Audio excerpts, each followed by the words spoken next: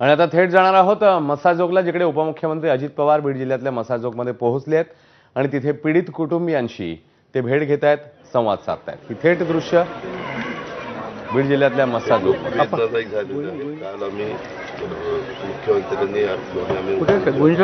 गोविंद शेळके आपल्यासोबत आहेत ताजे अपडेट्स द्यायला। गोविंद, अजित पवार आता त्या कुटुंबाशी संवाद साधतायत।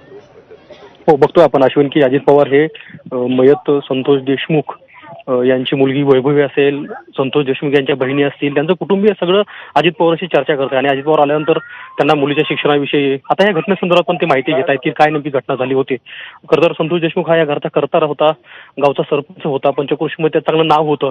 हीच माहिती कुटुंबीय अजित पवारांना सांगायचा प्रयत्न करतायत। आपण बघितलं की सकाळीच शरद पवार आले होते, शरद पवारांना सुद्धा कुटुंबियांनी संवाद साधला आणि आता अजित पवार आलेत, अजित पवार सुद्धा माहिती घेत आहेत।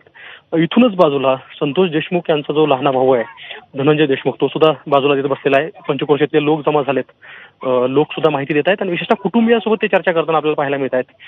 एकूण मुलांची अस्तित्वपणे चौकशी करतायत, शिक्षण कुठं घेत आहे, कुठपर्यंत शिक्षण झालंय, मुलं काय करतायत याची माहिती सुद्धा अजित पवार आपल्याला घेताना पाहायला मिळते आणि यासोबतच आता त्या घटनेची माहिती घेत आहेत की जी घटना क्रूरपणे घडली होती, अपहरण झालं संतोष देशमुख यांचं, त्यानंतर कशा प्रकारे त्यांचा मृत्यू झाला, त्यांचा खून झाला, या संदर्भात सुद्धा अजित पवार माहिती घेत आहेत। पण आपण बघतो की एकाच दिवशी अजित पवार आणि शरद पवार हे दोघंही मसाजोगमध्ये पोहोचले आणि मसाजोगमध्ये पोहोचून ज्या संतोष देशमुख यांची निर्घृण हत्या झाली होती त्याच्या कुटुंबियाकडून त्याची इत्यंभूत माहिती घेत आहेत।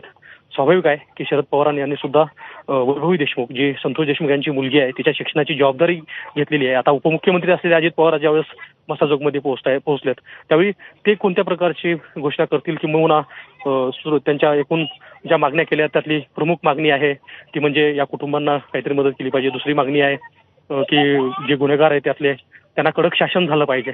तर या संदर्भामध्ये उपमुख्यमंत्री अजित पवार काय बोलतील, कारण आल्यानंतर ते संवाद साधतील आणि त्या संदर्भात सुद्धा बोलतील अशी शक्यता आहे। अश्विन।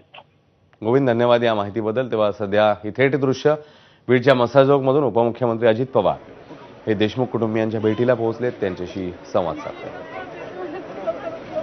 लवकरात लवकर मी तर पुण्यातच असता, मी पण पर्यंत पुण्यात असतो। तुम्हाला मी वेळोवेळी तिथं पण शिक्षण म्हणजे मला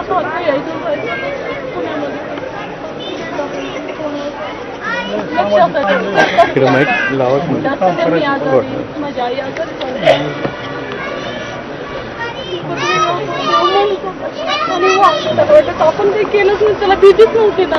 त्याच्यामध्ये आई आम्ही सगळेजण त्या ठिकाणी लक्ष देतो, तुम्हाला सगळ्यात जास्त प्रकारे लक्ष तुमचं पण मला समजतंय, परंतु 100% ह्याच्या काळामुळं जे कोण दोषी असतील त्यांना फाशीची शिक्षा झाली पाहिजे अशा प्रकारची व्यवस्था त्यांनी अजिबात म्हणजे अजिबात माझा सरकारचा शब्द आहे की कुणालाही पाठीशी लागणार, कुणालाही पाठीशी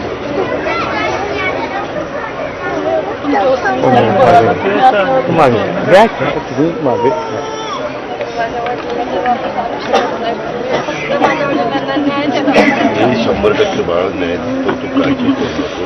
तुझं पुढचं काही करिअर असेल, तुझं भावाचं करिअर असेल,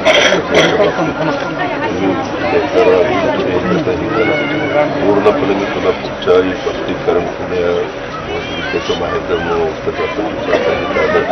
पुढचंही तुझं करिअरच्या बद्दल ही सगळी जबाबदारी पण 13 दिवस झाले बरोबर आहे।